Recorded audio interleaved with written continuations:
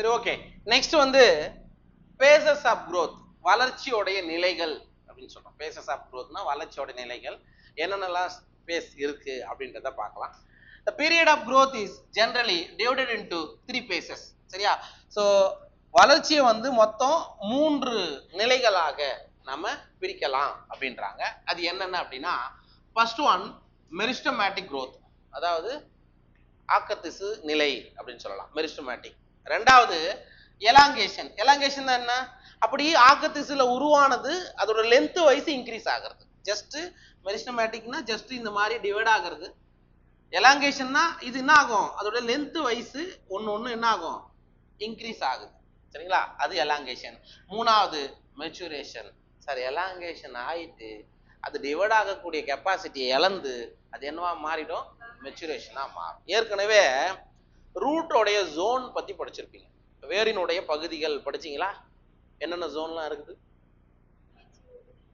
Meristematic zone, elongation zone, meristematic zone. அதே தான் இங்கேயும் சொல்றாங்க, புதுசெல்லாம் அவங்க எதுவும் சொல்லலை. சரியா? இப்போ மெரிஸ்டமேட்டிக் ஜோன்ல என்ன நடக்கும், செல்லு டிவைட் ஆகும். எலாங்கேஷன் ஜோன்ல டிவைட் ஆன செல் நீச்சி அடையும். மெச்சுரேஷன் ஜோன்ல அது டிஃபரன்ஷியேட் ஆயிட்டு மெச்சூர் ஆன பிறகு சைலம், ஃப்ளோயம் இதெல்லாம் தெரியும். பிளஸ் ரூட்ல பார்க்கும்போது உங்களுக்கு அந்த ரீஜன்ல தான் ரூட் ஏர்ஸ் ஃபார்ம் ஆகும். வேர் தூவிகள் மெச்சுரேஷன் ஜோன்ல தான் வந்திருக்குன்னு ஏற்கனவே படிச்சிருக்கிறீங்க. அதே தான் இங்கேயும் சொல்றாங்க. வளர்ச்சியில 3 நிலைகள், மெரிஸ்டமேட்டிக், எலாங்கேஷன் அண்ட் மெச்சுரேஷன். புரிஞ்சுச்சா? ரைட். அடுத்தது இது 13.3 இந்த படம் தான். இப்போ இங்க பாருங்க, ஜஸ்ட் இந்த படத்தை நீங்க கவனி. இது முதல்ல இது ஒரு சீடுன்னு வச்சுக்கோ. சரியா? ஒரு சீடு குரோத் ஆயிருக்கு. அப்ப இது ஏ, இது பி, சி, டி, இ, எஃப், ஜி, எஃப்ஜி, இஎஃப்ஜி வரைக்கும் கொடுத்துக்கிறாங்க. அப்ப இது எப்படி சார் வளர்ச்சி அடைஞ்சிருக்குன்னு நீங்க எப்படி சொல்றீங்க? the distance between A and B. இப்ப இந்த ஏவுக்கும் பிக்கும் என்ன டிஸ்டன்ஸ் இருந்திருக்கும், 1 சென்டிமீட்டர் இருக்குன்னு வச்சுக்கோ. ஆனா இந்த ஏவுக்கும் பிக்கும் 5 சென்டிமீட்டர் இருக்கா? புரியுதாமா? இப்ப அப்ப இதுக்கும் இதையும் கம்பேர் பண்ணும்போது growth நடந்திருக்குன்னு இது தெரியுதா இல்லையா? அவ்வளவுதான், ஜஸ்ட் அவ்வளவுதான் நீங்க பார்க்கலாம். இப்ப ஒரு செடி வளருது அப்படின்னா நீங்க யூஸ்வலா என்ன பண்ணுவாங்க, மரத்தை பாதுகாக்கணும்ட்டு என்ன பண்ணுவாங்க, சுத்தி கம்பி வைப்பாங்க. பார்த்துக்கிறியா? ஆடு மேயக்கூடாது அப்படின்னு.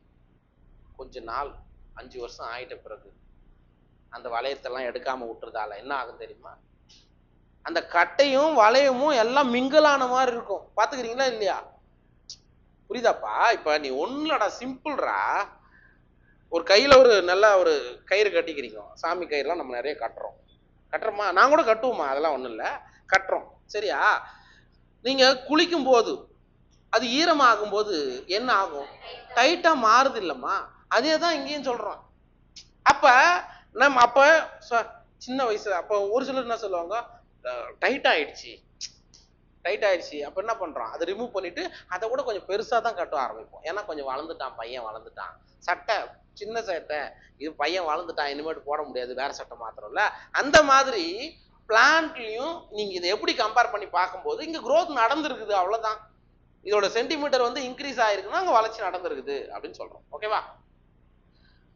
Let us understand this by looking at the root tips. இது நீங்க எப்படி புரிஞ்சுக்கலாம் அப்படின்னா, வேர் நுனியை வச்சு growth நடக்குது அப்படின்றத புரிஞ்சுக்கலாம்னு சொல்றாங்க. The constantly dividing cells both at the root apex and the shoot apex represent the meristematic phase of the growth. அப்ப ஃபர்ஸ்ட் phase இருக்குது இல்ல, ஆக்கத்திசு நிலை. ஆக்கத்திசு நிலைன்னா ரூட்டோட எபிக்கல் மெரிஸ்டமும் ஷூட்டோட எபிக்கல் மெரிஸ்டத்திலையும் இந்த ஆக்கத்திசு நிலை இருக்கு. அதனால அது டிவைட் ஆகிட்டே இருக்குன்னு சொல்றாங்க, வேற ஒன்றும் சொல்லல. சரிங்களா? The cells in this region are rich in protoplasm, possess large conspicuous nuclei. இது நீட் கொஸ்டின். மெரிஸ்டமேட்டிக் ஃபேஸ்ல இருக்கக்கூடிய செல்லுக்குள்ள அதிகப்படியான என்ன இருக்கும், புரோட்டோபிளாசம் இருக்கும். சரியா? பிளஸ் லார்ஜ் கான்ஸ்பீசியஸ், பெருசா தெளிவா தெரியக்கூடிய உட்கரு காணப்படும். இது வந்து மெரிஸ்டமேட்டிக் ஃபேஸ்ல இருக்கக்கூடிய செல்லோட நிலை. புரியுதா? and their cell walls are primary in nature. Sir, அப்ப மெரிஸ்டமேட்டிக் ஜோன்ல உருவாகக்கூடிய செல் வாலோடைய நேச்சர் வந்து எப்படின்னா பிரைமரி செல் வால். இரண்டாம் நிலை செல் சோர்ல அங்க வந்திருக்காது. சாதாரண பிரைமரி செல் வால் தான் அங்க இருக்கும். தின்னா இருக்கும் அந்த செல் வால். அண்ட் செல்லுலோசிக் எதால் ஆனது? செல்வால் செல்லோசால் ஆனது with abundant plasmodesmatal connection. அதிகப்படியான பிளாஸ்மோடெஸ்மாட்டா. என்னத்துக்கு பிளாஸ்மோடெஸ்மாட்டா? ஏன் பிளாஸ்மோடெஸ்மாட்டானா என்ன?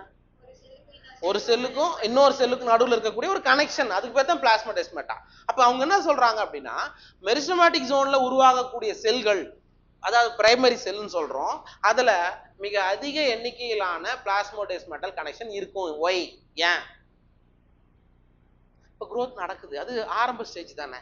ஆரம்ப ஸ்டேஜில் நிறைய மாலிகூல்ஸ் என்ன ஆகணும், இங்க இருந்து அங்க போகணும். அதுவும் மெச்சூர் ஆன பிறகு பெருசா அப்பயும் மூவ்மெண்ட் மாலிகூல்ஸ் நடக்கும், ஆனா அதிகப்படியா நடக்காது. அதான் காரணம். சரிங்களா? அப்ப நமக்கு தேவை மெரிஸ்டமேட்டிக் ஜோன் ஆர் மெரிஸ்டமேட்டிக் பேஸ்ல இருக்கக்கூடிய செல்களுக்கு இடையில அதிகப்படியான பிளாஸ்மோடெஸ்மாட்டல் கனெக்ஷன்ஸ் இருக்கும் அப்படின்றத ஞாபகம் வச்சு. Okay, the cells proximal just next away from the tip to the meristematic zone represent the phase of elongation. அதாவது என்ன சொல்றாங்கன்னா, ப்ராக்சிமல்னா என்ன அர்த்தம்னா, இந்த இடத்துல இங்க தான் எபிக்கல் மெரிஸ்டம் இருக்குன்னு வச்சுக்கோ, இதுக்கு அருகாமையில மேல இருக்கக்கூடிய ஜோனை நீங்க என்னன்னு சொல்றீங்க அப்படின்னா எலாங்கேஷன் ஜோன்னு சொல்றோம். புரியுதுங்களா உங்களுக்கு? வேரோடைய நுனி பகுதியில மெரிஸ்டமேட்டிக் செல் இருக்கு, ஆக்கத்திசு செல்கள் இருக்கு. இதுக்கு மேல சற்று மேல நீட்சி அடையக்கூடிய பகுதி இருக்குன்னு சொல்றாங்க. அதான் அந்த பாயிண்ட்டுக்கான அர்த்தம். சரியா? ப்ராக்சிமல்னா ஜஸ்ட் பக்கத்துல அப்படின்னு அர்த்தம். இன்க்ரீஸ்டு வேக்யூலேஷன், அதாவது வேக்யூலேஷன் இன்க்ரீஸ்னா என்ன அர்த்தம்? உள்ள இருக்கக்கூடிய வேக்யூல், பிளான்ட் செல்ல பெரிய வேக்யூல் இருக்குன்னு படிச்சிருப்போம், அது என்ன ஆகும்? பெருசா மாறும். இன்க்ரீஸ்டு வேக்யூலேஷன், செல் என்லார்ஜ்மெண்ட், செல்லுலாம் என்ன ஆகும்? அதோட அளவுல பெருசாகும். And new cell wall deposition are the characteristics of cells in this phase. இது எல்லாமே புதுசா செல் வால் ஃபார்மேஷன், இது எல்லாமே மெரிஸ்டமேட்டிக் ஜோனுடைய கேரக்டரிஸ்டிக்ல வரக்கூடிய. சரியா? Further away from the affects that is more proximal to the phase of elongation lies to the portion of axis which is undergoing the phase of maturation. Sorry இந்த இடத்துல தப்பா சொல்லிட்டேனா, இது வந்து ரெண்டாவது ஜோனை குறிக்கும். the cells இதுல the proximal இங்க சொல்றான்ல, the cells proximal meristematic zone represent the phase of elongation. இந்த நீட்சி அடையக்கூடிய பகுதி இருக்கு இல்லையா, அதோடைய கேரக்டர் தான் என்னது? increased vacuolation, cell enlargement and new cell wall deposition. Confuse ஆகிக்கூடாது. சரியா?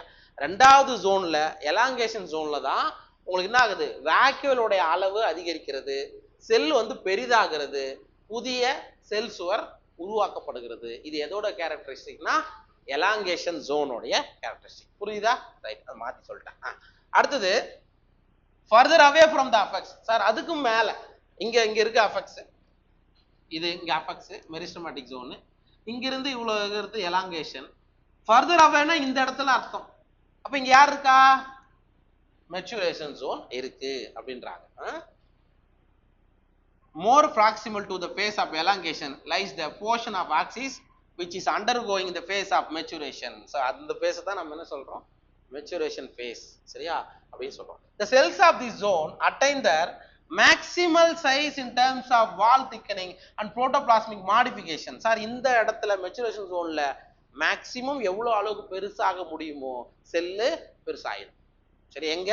மெச்சுரேஷன் ஜோன்ல. அதே மாதிரி அதோடைய வாலோட திக்கனிங்கும் புரோட்டோபிளாஸ மாடிஃபிகேஷனும் எல்லாமே எங்க நடந்துரும்?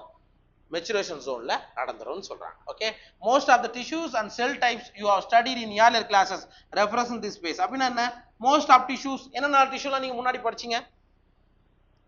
பேரன் கைமா, கோலன் கைமா, ஸ்க்ளிரன் கைமா, அதே மாதிரி சைலத்தில் வரக்கூடிய 4 வகைகள், ஃப்ளோயத்தில் வரக்கூடிய 4 வகைகள், இதெல்லாம் எங்க சார் நீங்க தெளிவா பார்க்க முடியும் அப்படின்னா மெச்சுரேஷன் ஜோன்ல தான். சரியா? வாஸ்குலர் பண்டல்ஸ் நீங்க எங்க தெளிவா பார்க்கலாம்னா மெச்சுரேஷன் ஜோன் தான், வேற எங்கேயும் கிடையாது. சரிங்களா? அண்ட் செல் டைப் வகைகள் எல்லாமே எங்க தான் உருவாயிருக்கும்? மெச்சுரேஷன் ஜோன்ல தான் உருவாகிருக்கும். பார்க்கலாம்னு சொல்றாங்க. ஓகேவா? புரியுதா? ஜஸ்ட் கோ த்ரூ பண்ணு.